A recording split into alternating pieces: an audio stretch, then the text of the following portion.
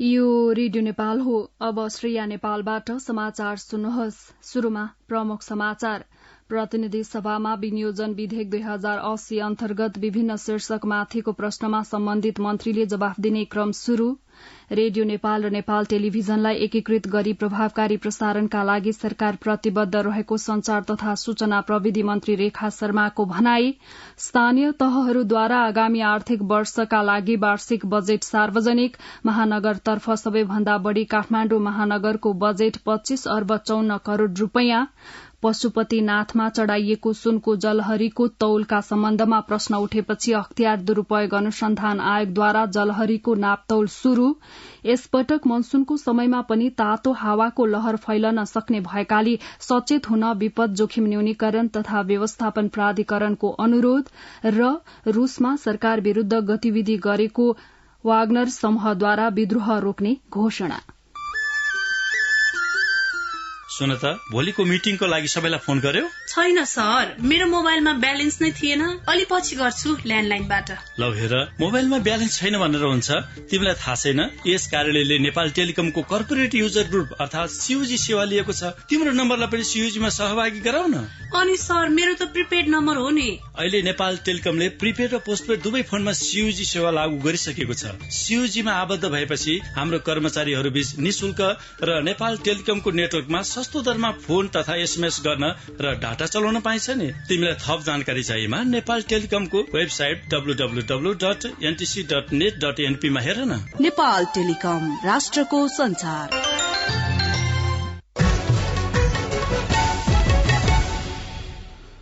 अब समाचार विस्तारमा।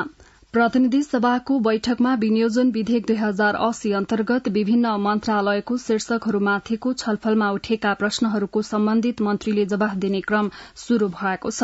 गृह मन्त्रालय अन्तर्गत बजेटका विभिन्न शीर्षकमाथि हिजो प्रतिनिधि सभामा उठेका प्रश्नको जवाफ दिनुहुँदै उपप्रधान एवं गृह मन्त्री नारायण काजी श्रेष्ठले नागरिकको जीवधनको सुरक्षा र मुलुकमा शान्ति सुरक्षा कायम गर्न गृह मन्त्रालय दृढ़ रहेको बताउनुभयो। गृह मन्त्री श्रेष्ठले सेवा प्रवाह र सुशासन प्रवर्धनमा गृह मन्त्रालय जिम्मेवारीका साथ लागिरहेको र मिटर ब्याजी पीड़ितको न्यायका लागि ठोस कार्य अघि बढ़ाइएको सदनलाई जानकारी गराउनुभयो। भूटानी शरणार्थी प्रकरणमा दोषीलाई कानूनी दायरामा ल्याउने प्रक्रिया अघि बढ़ाएको र राष्ट्रिय परिचय पत्र निजी कम्पनीलाई दिने सम्झौता खारेज गरिएको पनि गृह मन्त्री श्रेष्ठले जानकारी दिनुभयो। वन तथा वातावरण मन्त्रालय अन्तर्गतको बजेटमाथिको छलफलमा उठेका प्रश्नहरूको जवाफ दिनुहुँदै वन मन्त्री वीरेन्द्र प्रसाद महतोले वनको दिगो व्यवस्थापन, भू तथा जलाधार संरक्षण, जैविक विविधताको संरक्षण, जलवायु परिवर्तनको अनुकूलन र वातावरण संरक्षण कायम गर्दै वन क्षेत्रलाई आर्थिक वा उत्पादनमूलक क्षेत्रका रूपमा विकास गर्ने गरी बजेट प्रस्ताव गरिएको बताउनुभयो। वन मन्त्री महतोले काठको उत्पादन वृद्धि गरी काठ तथा काष्ठजन्य वस्तुबाट मुलुकलाई आत्मनिर्भर बनाउने र आयातलाई प्रतिस्थापन गर्दै निर्यात प्रवर्धन गर्ने लक्ष्यका साथ बजेट विनियोजन गरिएको पनि जानकारी दिनुभयो। महिला बाल बालिका तथा ज्येष्ठ नागरिक मन्त्री सुरेन्द्र राज आचार्यले आगामी आर्थिक वर्षमा मन्त्रालयका लागि 1 अर्ब 57 करोड़ 62 लाख बजेट विनियोजन गरिएको बताउनुभयो। मन्त्री आचार्यले लैंगिक हिंसा निवारण तथा मानव बेचबिखन नियन्त्रण, सामाजिक विकास, अपाङ्गता अधिकार प्रवर्धन र ज्येष्ठ नागरिक संरक्षण बाल विकास कार्यक्रम, राष्ट्रपति महिला सशक्तिकरण परियोजना र महिला समुन्नत कार्यक्रम मन्त्रालय अन्तर्गत सञ्चालनमा रहेको जानकारी पनि गराउनुभयो।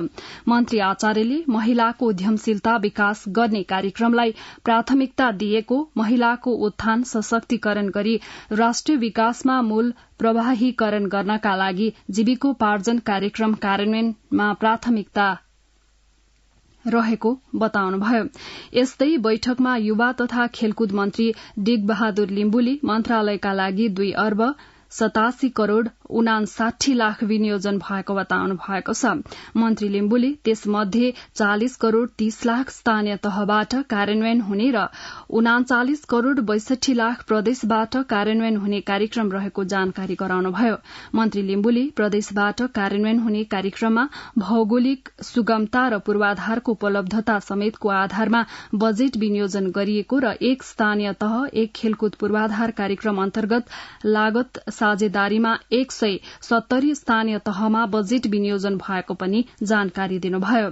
यस्तै बैठकमा शहरी विकास मन्त्री सीता गुरूङले मन्त्रालय अन्तर्गतको बजेटका सन्दर्भमा उठेका प्रश्नहरूको जवाफ दिनुहुँदै सीमित स्रोत साधनका बावजुद मन्त्रालयले शहरी क्षेत्रको विकासलाई प्राथमिकतामा राखेर वातावरण मैत्री किसिमले काम गर्ने गरी बजेट विनियोजन गरेको बताउनुभयो।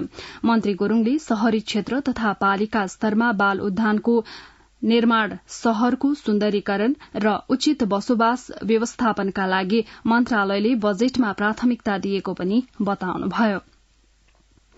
यस्तै प्रतिनिधि सभाको बैठकमा उद्योग वाणिज्य मन्त्रालयको बजेटमाथिको छलफलमा उठेका प्रश्नहरूको जवाफ दिनुहुँदै सो मन्त्रालयको कार्यभार सम्हाल्नु भएका स्वास्थ्य मन्त्री मोहन बहादुर बस्नेतले प्रत्येक पालिकामा औद्योगिक ग्रामको स्थापनामा बजेटमा जोड़ दिइएको बताउनुभयो। मन्त्री बस्नेतले मुलुकका उद्योगहरूको सहज सञ्चालनका लागि आवश्यक सहजीकरण गर्न मन्त्रालय तयार रहेको र स्वदेशी उत्पादनको प्रवर्धन गर्दै आयात प्रतिस्थापन र निर्यात प्रवर्धन सरकारको मूल लक्ष्य रहेको पनि बताउनुभयो। यस्तै बैठकमा भौतिक पूर्वाधार तथा यातायात मन्त्री प्रकाश ज्वालाले संसदमा मन्त्रालय अन्तर्गत उठेका प्रश्नहरूको जवाफ दिनुहुँदै स्रोतको अभावमा पनि सरकारले राष्ट्रिय गौरवका योजना र महत्वपूर्ण पूर्वाधारहरूको निर्माणमा पर्याप्त बजेट विनियोजन गरेको बताउनुभयो। मन्त्री ज्वालाले निर्माणाधीन नारायणगढ़ बुटोल सड़क खण्ड, मुगलिन पोखरा सड़क खण्डको निर्माणमा ढिलाइ हुँदा आवागमनमा कठिनाई रहेको कुरा सरकारको जानकारीमा रहेको र त्यसलाई तीव्रता दिन सम्बद्ध पक्षलाई निर्देशन दिने काम हुँदै आएको पनि जानकारी दिनुभयो। बैठकमा संचार तथा सूचना प्रविधि मन्त्री रेखा शर्माले मन्त्रालय अन्तर्गतको बजेट शीर्षकमाथिको छलफलमा उठेका प्रश्नहरूको जवाफ दिनुहुँदै सूचना प्रविधि क्षेत्रको विकास र विस्तार गरी सबैलाई त्यसको पहुँचमा ल्याउने गरी सरकारले काम गरिरहेको बताउनुभयो। संचार मन्त्री शर्माले रेडियो नेपाल र नेपाल टेलिभिजनलाई एकीकृत गरी सञ्चालन गर्न सार्वजनिक प्रसारण सेवा विधेयक संसदमा विचाराधीन रहेको र त्यसमा समिति र संसदमा व्यापक छलफल गरी ती संस्थाका काम कार्यवाही जनमुखी बनाउने गरी काम गर्ने तयारी रहेको पनि बताउनुभयो। मन्त्री शर्माले गुणस्तरीय दूरसंचार सेवा, पत्रकारको क्षमता अभिवृद्धि लगायतका विषयमा पनि मन्त्रालयले सचेत भई काम गरिरहेको बताउनुभयो। मन्त्री शर्माले महिला पत्रकारको क्षमता अभिवृद्धि र सूचना प्रविधिमा महिलाको उपस्थिति नयाँ शीर्षकमा यसपालि बजेट विनियोजन गरी संचार क्षेत्रमा महिला सशक्तिकरणका लागि जोड़ दिइएको जानकारी दिँदै विज्ञापन बोर्डले सबै क्षेत्रलाई समेट्ने गरी विज्ञापनको बाँडफाँडको व्यवस्था गर्ने गरी काम भइरहेको पनि बताउनुभयो। यसअघि हिजोको बैठकमा विनियोजन विधेयक 2080 अन्तर्गत उपराष्ट्रपतिको कार्यालयको विभिन्न शीर्षकहरूमाथि छलफल भएको थियो। बैठकमा उपराष्ट्रपतिको कार्यालय शीर्षकमा सांसद अमरेश कुमार सिंह, भगवती चौधरी र प्रेम सुवालले खर्च कटौतीको प्रस्ताव गर्नु भएको थियो।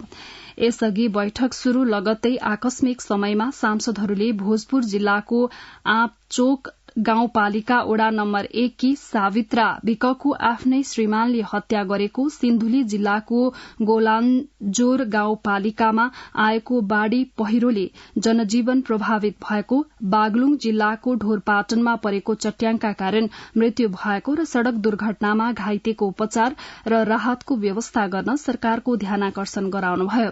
प्रतिनिधि सभाको अर्को बैठक आज बिहान 11 बजे बस्नेछ। राष्ट्रिय सभाको हिजोको बैठकमा प्रधानमन्त्री पुष्पकमल दाहाल प्रचण्डको तर्फबाट कानून न्याय तथा संसदीय मामला मन्त्री धनराज गुरूङले नेपाल सरकार महालेखा परीक्षक, राष्ट्रिय महिला आयोग र राष्ट्रिय दलित आयोगको वार्षिक प्रतिवेदन पेश गर्नु भएको छ। मन्त्री गुरूङले मुलुकी संहिता सम्बन्धी केही नेपाल ऐनलाई संशोधन गर्न बनेको विधेयक 2080 माथि विचार गरियोस् भनी प्रस्तुत गर्नु भएको प्रस्ताव सभाले सर्वसम्मतिले स्वीकृत गरेको छ। विधायन व्यवस्थापन समिति सभापति जयन्ती देवी राईले नेपाल विश्वविद्यालय विधेयक 2079 सम्बन्धी प्रतिवेदन सभा समक्ष पेश गर्नुभयो। सुदूरपश्चिम प्रदेशका आन्तरिक मामला तथा कानून मन्त्री पृथ्वी बहादुर सिंह र राष्ट्रिय सभा पूर्व सदस्य एवं संविधान सभा सदस्य महेश चौधरीको निधनप्रति शोक प्रस्ताव पारित गरेको छ। यसअघि हिजोको बैठकमा सांसदहरूले समसामयिक विषयमा सरकारको ध्यानाकर्षण गराउनुभयो। यसअघि विशेष समयमा सांसदहरूले बाढ़ी पहिरोमा परि पाँचथर, ताप्लेजुङ र संखुवासभामा बेपत्ता भएका व्यक्तिहरूको खोजी र घाइते, पीड़ित तथा विस्थापित परिवारलाई राहत वितरण कार्य यथाशीघ्र गर्न ध्यानाकर्षण गराउनुभयो। सांसदहरूले युवालाई स्वदेशमै रोजगारीका अवसर सृजना गर्न तथा कैलालीको गेटा मेडिकल कलेजलाई राष्ट्रिय स्वास्थ्य विज्ञान विश्वविद्यालयको रूपमा सञ्चालन गर्न सरकारले ध्यान दिनुपर्नेमा जोड़ दिनुभयो। राष्ट्रिय सभाको अर्को बैठक असार 14 गते बिहिबार दिउँसो 1 बजे बस्नेछ। देशका विभिन्न स्थानीय तहहरूले आगामी आर्थिक वर्षका लागि हिजो बजेट सार्वजनिक गरेका छन्। स्थानीय तह अन्तर्गत 6 वटा महानगर मध्ये सबैभन्दा बढ़ी बजेट काठमाण्डु महानगरपालिकाको 25 अर्ब 54 करोड़ रूपियाँ रहेको छ। हिजो उपप्रमुख एवं बजेट तथा कार्यक्रम तर्जुमा समितिका संयोजक सुनिता डंगोलले काठमाण्डु महानगरपालिकाका लागि सार्वजनिक गर्नुभएको बजेटमा भौतिक पूर्वाधार विकास, फोहोर मैला व्यवस्थापन, लैंगिक समानता र सामाजिक समावेशीकरण, भाषा, संस्कृति तथा सम्पदा संरक्षण र प्रवर्धन जस्ता विषय समेटिएका छन्। काठमाण्डु महानगरपालिकाले 10 विषयगत क्षेत्रका महानगर गौरवको योजनाका लागि 3 अर्ब 80 करोड़ विनियोजन गरेको छ। ललितपुर महानगरपालिकाले 6 अर्ब 50 लाख रूपियाँको बजेट सार्वजनिक गरेको छ। ललितपुर महानगरपालिकाका उपप्रमुख मञ्जली साक्यले बजेट प्रस्तुत गर्नुहुँदै सड़क पूर्वाधार, सम्पदा संरक्षण, 1 ओडा 1 उद्यान, 1 घर 1 बोट, स्मार्ट स्ट्रीट लाइट, प्रत्येक ओडामा सार्वजनिक शौचालय, अपाङ्ग मैत्री फुटपाथ लगायत विषयलाई प्राथमिकतामा राखिएको जानकारी दिनुभयो। यस्तै भरतपुर महानगरपालिकाले 6 अर्ब 31 करोड़ रूपियाँ बराबरको बजेट सार्वजनिक गरेको छ भने पोखरा महानगरपालिकाले 7 अर्ब 15 करोड़ रूपियाँको बजेट सार्वजनिक गरेको छ। महानगरपालिकाको 13औं नगरसभाको बैठकमा महानगर प्रमुख रेणु दाहालले प्रस्तुत गर्नुभएको नीति तथा कार्यक्रमको आधारमा केन्द्रित रहेर उपप्रमुख चित्रसेन अधिकारीले बजेट पेश गर्नु भएको हो। वीरगंज महानगरले 3 अर्ब 21 करोड़ रूपियाँ बराबरको बजेट सार्वजनिक गरेको छ। उपप्रमुख इम्तियाज आलमले औद्योगिक तथा व्यापारिक शहर, सुसंस्कृत, सभ्य हाम्रो वीरगंज महानगर भन्ने नारासहित कुल बजेटको 77% चालू खर्च, 22% पुँजीगत खर्च र कुल बजेटको 1% वित्तीय व्यवस्थापनतर्फ छुट्याइएको जानकारी दिनुभयो। यसै गरी विराटनगर महानगरपालिकाले 3 अर्ब 28 करोड़ रूपियाँ बराबरको बजेट सार्वजनिक गरेको छ। विराटनगर महानगर उपप्रमुख शिल्पा निरौला कार्कीले वार्षिक नीति तथा कार्यक्रम र बजेट आइतबार नगरसभामा प्रस्तुत गर्नुभयो। यसै गरी पोखरा महानगरले आगामी आर्थिक वर्ष 2080-81 का लागि 7 अर्ब 15 करोड़को बजेट प्रस्तुत गरेको छ। पोखरा उपमहानगरकी उपप्रमुख मञ्जु देवी गुरूङले 7 अर्ब 15 करोड़ बढ़ीको बजेट प्रस्तुत गर्नुभएको हो। पशुपतिनाथमा चढ़ाइएको सुनको जलहरीको परीक्षण तथा नापतोल शुरू गरिएको छ। पशुपतिनाथमा चढ़ाइएको सुन मध्ये 10 केजी सुनको विषयमा प्रश्न उठेपछि अख्तियार दुरूपयोग अनुसन्धान आयोगको टोलीले त्यसको अनुसन्धान गर्न थालेको हो। पशुपति क्षेत्र विकास कोषका कार्यकारी निर्देशक डाक्टर घनश्याम खतिवड़ाले जलहरीको परीक्षण तथा नापतोल गरिन लागेको जानकारी दिनुभयो। शिवलिंगबाट जलहरी निकालेर तौलिन र परीक्षणका लागि रुद्र गाडेश्वरमा ल्याइएको छ। अख्तियारले अनुसन्धान गर्ने भएपछि कोषले शनिबार पशुपतिनाथमा क्षमा पूजा पनि गरेको थियो। सीसीटीभी जडान गर्नलाई क्षमा पूजा गरिएको जानकारी सुरक्षाकर्मीले दिए पनि हिजो जलहरीको परीक्षण र नापतौल शुरू भएको छ। जलहरी परीक्षण गर्न लागेकाले पशुपतिमा भक्तजनलाई दर्शन गर्न पनि बन्द गरिएको छ। अख्तियार दुरूपयोग अनुसन्धान आयोगले भीमदत्त नगरपालिका कञ्चनपुरका तत्कालीन नगर प्रमुख सुरेन्द्र बहादुर विष्टसहित 12 जना विरूद्ध नदीजन्य पदार्थको ठेक्कामा भ्रष्टाचार गरेको अभियोगमा हिजो विशेष अदालतमा मुद्दा दायर गरेको छ। आयोगका अनुसार आर्थिक वर्ष 2077-78 मा प्राकृतिक स्रोतबाट प्राप्त हुने आयको ठेक्कामा बोलपत्रको सम्झौता अनुसार प्राप्त गर्नुपर्ने आयमा निजी व्यवसायीसँग मिलेर भ्रष्टाचार गरेको पाइएको छ। आयोगले तत्कालीन प्रमुख विष्टले 3 करोड़ 33 लाख भन्दा बढ़ी राजस्व चुहावट गरेको पाइएकाले सोही बमोजिमको बिगो कायम गरी हिजो मुद्दा दायर गरेको हो।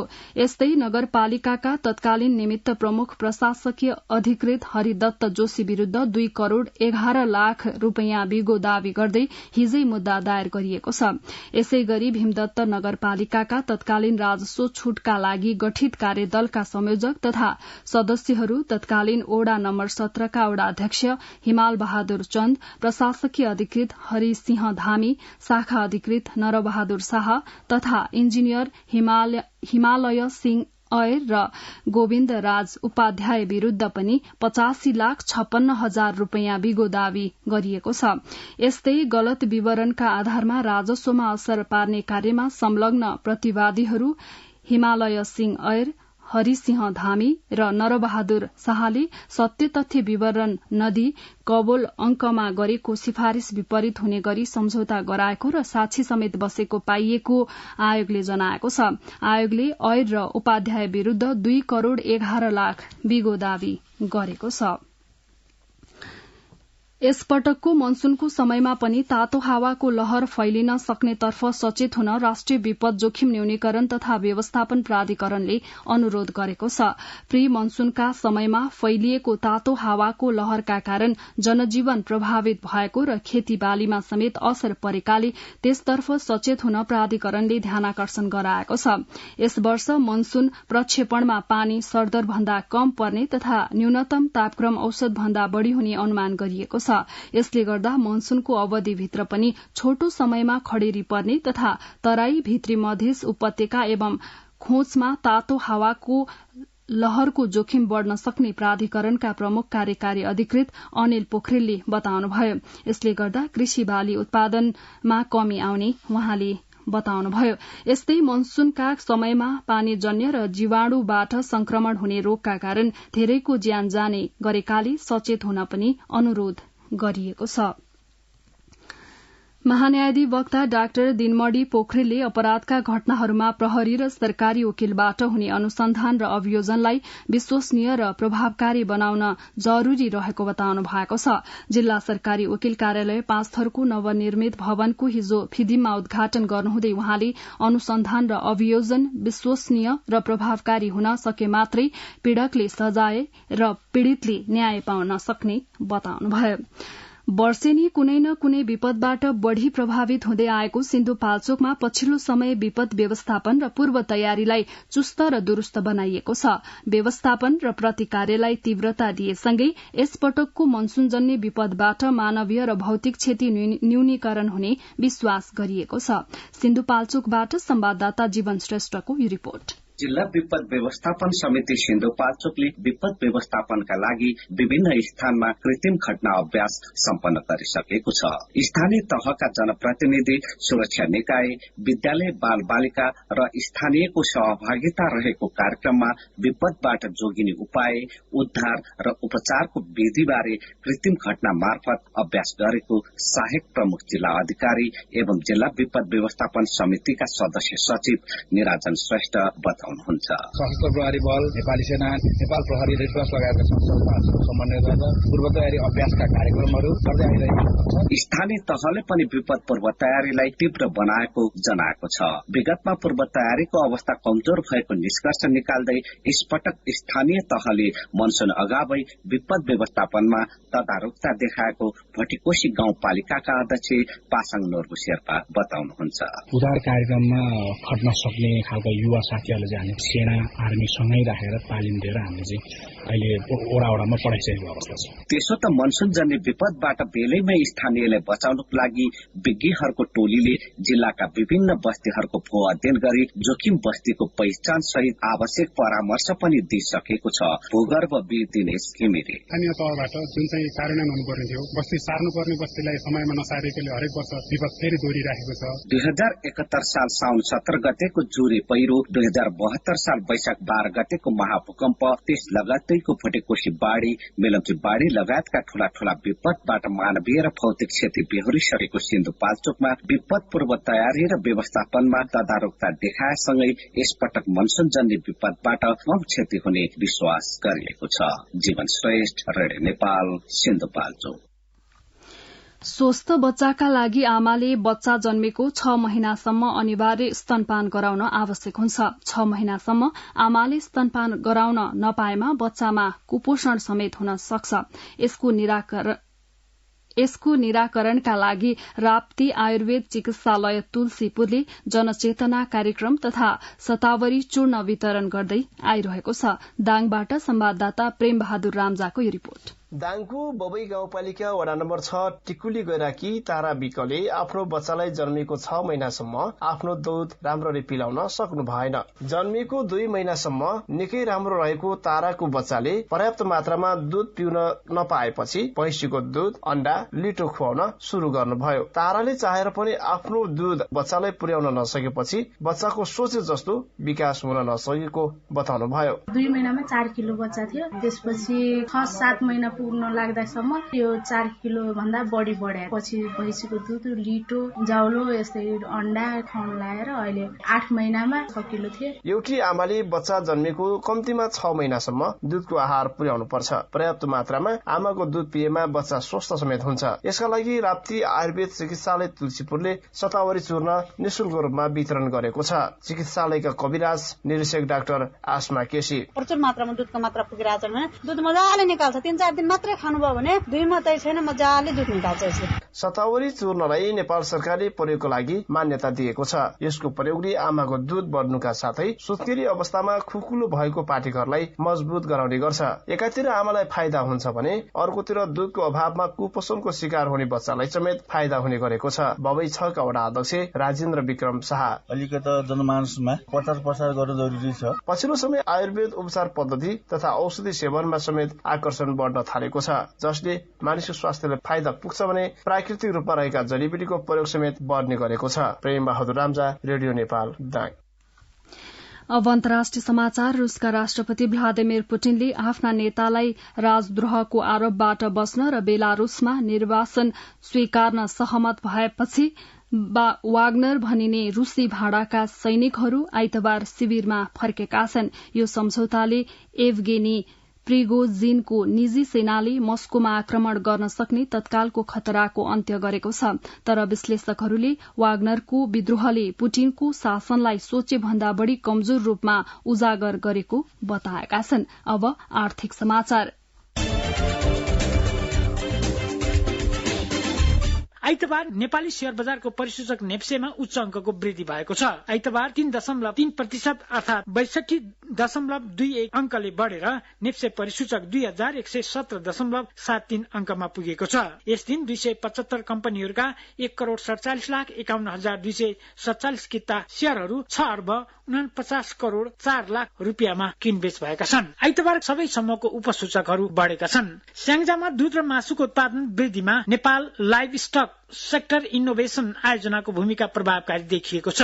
जिल्लामा दूध र मासुजन्य पदार्थ उत्पादन गर्ने गरी सञ्चालनमा रहेका समूह, सहकारी तथा व्यक्तिगत फार्मलाई थप व्यवस्थित बनाउने उद्देश्यले काम गर्दै आएको आयोजनाको पोखरा स्थित विकेन्द्रीकृत आयोजना सहयोग इकाइका प्रमुख डाक्टर रमेश राज गेवालीले बताउनुभयो। विकेन्द्रीकृत आयोजना अन्तर्गत गण्डकी प्रदेशमा 74 वटा आयोजनामा सम्झौता भएकोमा स्याङ्जा जिल्लाका 27 वटा आयोजना सञ्चालनमा रहेका छन्। दाङको घोराई उपमहानगरपालिका 16 करौती डाँडामा गल्ने फोहोरबाट ग्यास र मल उत्पादन शुरू भएको छ। करौती डाँडामा फोहोरबाट ग्यास उत्पादन गरी पहिलो चरणमा प्रभावित क्षेत्रका 35 घर परिवारलाई पाइप लाइनका माध्यमबाट निशुल्क रूपमा ग्यास वितरण गरिएको छ। वैकल्पिक ऊर्जा प्रवर्धन केन्द्रको 40% र नेपाल ऊर्जा विकास कम्पनी प्रालीको 60% लगानीमा ग्यास उत्पादन परियोजना तयार भएको नगर उपप्रमुख हुमा डीसीले बताउनुभयो। आर्थिक समाचार प्रस्तुत गर्दै हुनुहुन्थ्यो भुवन आचार्य। अब खेल समाचार। किर्गिस्तानमा जारी काबा पुरुष भलिबल प्रतियोगितामा नेपाल अन्तिम खेलमा पनि पराजित भएको छ। आइतबार भएको खेलमा नेपाल उज्बेकिस्तानसँग 3-0 को सोझो सेटमा पराजित भएको हो। जारी प्रतियोगितामा नेपालको यो 6औं हार हो। प्रतियोगितामा नेपालले कुनै खेल जित्न सकेन। विशेष स्थित स्पोर्ट एन्ड रिक्रिएसन कम्प्लेक्समा नेपाल उज्बेकिस्तानसँग 25-21, 25-22 र 25-23 को सोझो सेटमा पराजित भएको छ। नेपाल यसअघि पहिलो खेलमा मंगोलिया, दोस्रो खेलमा आयोजक किर्गिस्तानसँग पराजित भएको थियो। त्यस्तै तेस्रो खेलमा इरानसँग, चौथो खेलमा तुर्कमेनिस्तान र 5औं खेलमा आयोजक किर्गिस्तानको 2 टोलीसँग पराजित भएको थियो। काभा पुरुष भलिबलमा नेपाल सहित आयोजकको 2 टोली, इरान, मंगोलिया, तुर्किस्तान, उज्बेकिस्तान गरी 7 टोलीको सहभागिता रहेको छ। सिंगल राउन्ड रोबिनमा हुने प्रतियोगिताको शीर्ष 2 टोली उपाधिका लागि खेल्नेछन्। मिडफिल्डर क्युवन Rai English football league EFL क्लबमा अनुमोदन हुने नेपाली मूलका पहिलो खेलाडी रहेका छन्। क्युवनले नयाँ सिजनका लागि वेल्सको EFL क्लब न्युपोर्ट काउन्टी AFC सँग व्यावसायिक सम्झौता गरेका हुन्। न्युपोर्टको युथ एकाडेमीका उत्पादक क्युवन सिनियर टोलीमा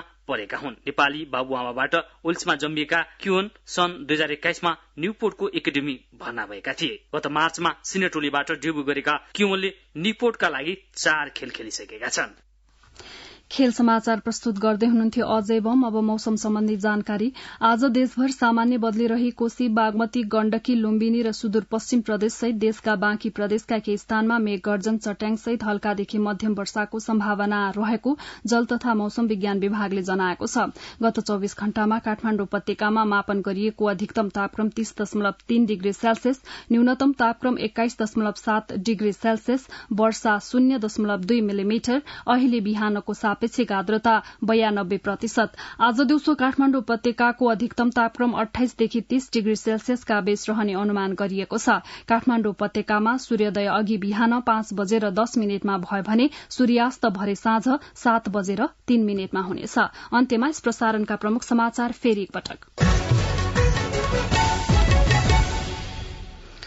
प्रतिनिधि सभामा विनियोजन विधेयक 2080 अन्तर्गत विभिन्न शीर्षकमाथिको प्रश्नमा सम्बन्धित मन्त्रीले जवाफ दिने क्रम शुरू। रेडियो नेपाल र नेपाल टेलिभिजनलाई एकीकृत गरी प्रभावकारी प्रसारणका लागि सरकार प्रतिबद्ध रहेको संचार तथा सूचना प्रविधि मन्त्री रेखा शर्माको भनाई। स्थानीय तहहरूद्वारा आगामी आर्थिक वर्षका लागि वार्षिक बजेट सार्वजनिक। महानगरतर्फ सबैभन्दा बढ़ी काठमाडौँ महानगरको बजेट 25 अर्ब 54 करोड़ रूपियाँ। पशुपतिनाथमा चढ़ाइएको सुनको जलहरीको तौलका सम्बन्धमा प्रश्न उठेपछि अख्तियार दुरूपयोग अनुसन्धान आयोगद्वारा जलहरीको नाप तौल शुरू। यसपटक मनसूनको समयमा पनि तातो हावाको लहर फैलन सक्ने भएकाले सचेत हुन विपद जोखिम न्यूनीकरण तथा व्यवस्थापन प्राधिकरणको अनुरोध। र रूसमा सरकार विरूद्ध गतिविधि गरेको वाग्नर समूहद्वारा विद्रोह रोक्ने घोषणा। रेडियो नेपालबाट बिहान 7 बजेको समाचार सकियो। अर्को समाचार बुलेटिन 8 बजे सुन्न सक्नुहुनेछ। हवस् त, नमस्कार।